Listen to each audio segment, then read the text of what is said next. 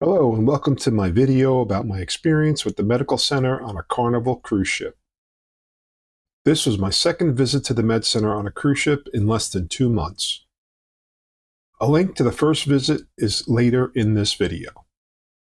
For those that don't know me, I retired in 2017, sold everything, bought a motorhome, and travel 100% of the time now.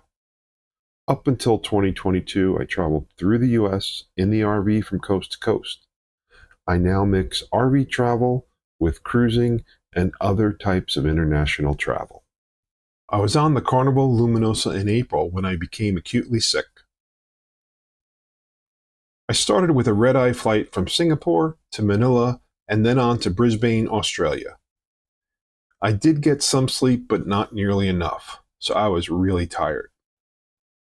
This was after a month-long trip from Auckland, New Zealand through Australia, Indonesia, Vietnam, Thailand, and finally Singapore.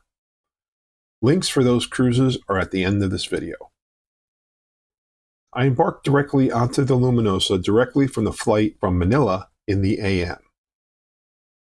One would say I was pretty run down at this point. The night of April 4th, I started to feel achy and really tired.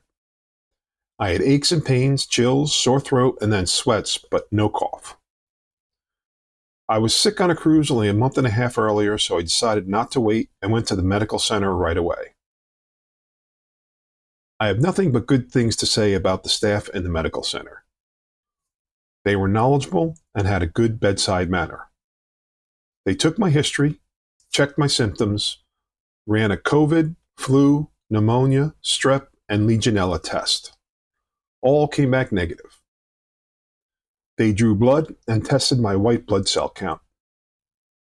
We waited for the results, and about 30 to 45 minutes later, they came back.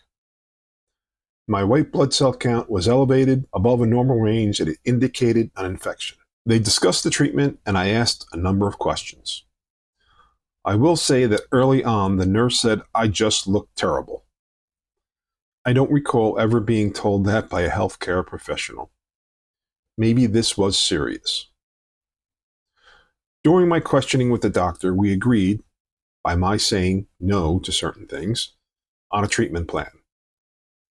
I did have to quarantine in my room for at least 24 hours when I would return to the medical center for reevaluation. This was an interesting conversation as they asked if I agreed to isolation quarantine. I'm not sure what would have happened if I did not agree, as I did. They did provide room service for free, and I even received lobster tails that night in my room as it was on the main dining room menu, and I did request it. Unfortunately, they did not have any chicken soup, so I just had to have some hot tea. The one item of note I did not agree to was an IV of an antibiotic. This was mainly because of the pain caused by the needle stick when they drew my blood. I suppose if they would have left the thingy, I don't know what they actually call it, for injections blood draws in my vein, I would have gone for the IV antibiotic.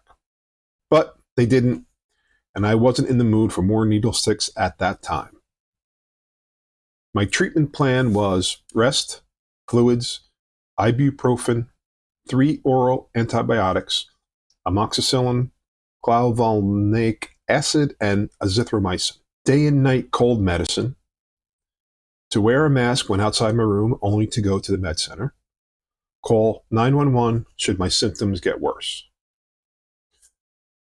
My diagnosis was acute upper respiratory infection again. That night, the fever broke and I started to feel much, much better. I returned to the medical center the next day. As soon as the nurse saw me, she said I looked like a new person. It did take me back and did an exam and blood work. The doctor cleared me from isolation. The nurse also said my blood draw was painful, mainly the day before because I had a fever and my body was quite swollen. Not sure about that, but I presume it is true. The blood draw on this day was not painful at all, presumably because I had no fever. My body was getting back to normal. The recommendation was to continue to wear a mask as there was an ongoing outbreak of illness on the ship, and the general area of the ship was in, along with other ships in the region. They apparently do share this information. I did continue with the meds to run the full course subscribed and pain meds as needed. I did have some gastrointestinal issues for the next few weeks due to the antibiotics, but I recovered very quickly from the illness itself. My last med center visit on MSC was not very expensive. You can see the experience and costs I had in the link above. I was still expecting the bill to be $1,000, if not more. Wasn't quite that high, but was pretty darn close. Stay till the end to see a copy of the bill. They did not charge me for the second visit, but only for the blood draw. I've heard so many nightmares of folks going to the ship's medical center and being billed for many thousands of dollars. Go figure. The charge went on my ship account, and I paid it upon disembarkation.